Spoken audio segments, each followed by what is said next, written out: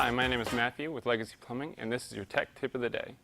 Do you have a toilet that hisses or runs, kicks on in the middle of the night? You might have a leak inside the tank. This is my replica of your toilet bowl tank. This is your handle, flapper, flush valve, and over here is your fill valve. Now what's more than likely kicking your toilet on is a leaking flapper. It's made of rubber and seals against plastic. Over time, with our hard water, they begin to get weak and will eventually let water leak by. Now if you want to test your toilet at home, you can use dye tablets. I have dye tablets. If you do not, you can get food coloring. Flush your toilet. As the chain drops, drip a few drops of food coloring or drop a dye tablet inside. Let it fill up, and after a while, all the water will be blue.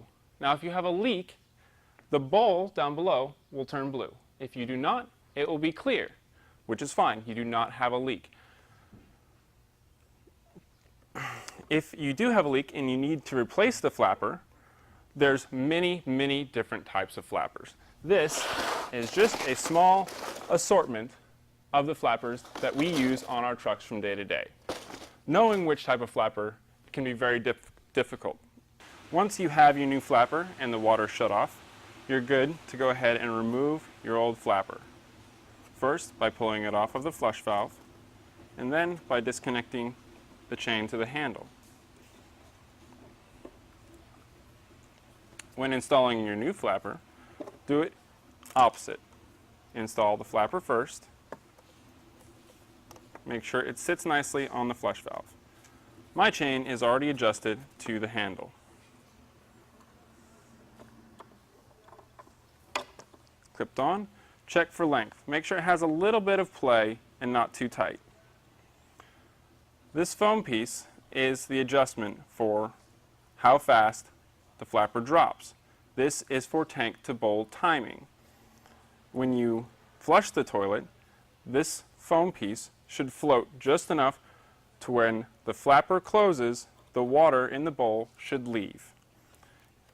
On this flapper, it is easily adjusted by pulling it down or pushing it up.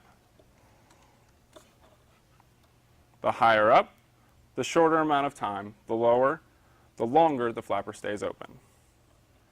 Once the flapper is installed, run another dye test. Make sure it passes. Typically, when we install flappers, we also suggest installing a new flush valve or fill valve. To install a new fill valve, you need to shut your water off down at the shutoff. Mine is a quarter turn, yours might be a multi-turn. Just keep turning it until it completely stops. Next, you need to unhook the flex line by unscrewing it. Make sure all the water is drained out of the tank before attempting this. Once your toilet is off and the flex line removed from the bottom and the nut loosened on the bottom of the fill valve, you are good to go ahead and remove the fill valve.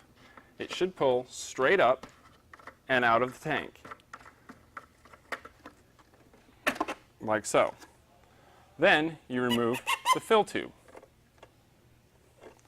When adjusting your new fill valve, you slide the plastic nut back.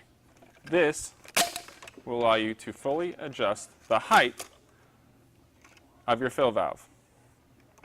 Once height is adjusted, slip clip back over to lock in place.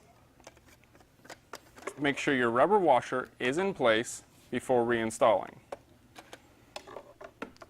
Slide fill valve down, hold in place, and tighten nut on the bottom. Once secure, install fill tube. The clip should go on the outside rim of the flush valve.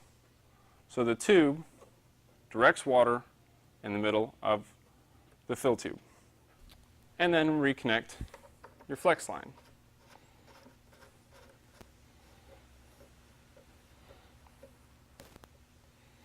I like to double check everything before I turn the water back on.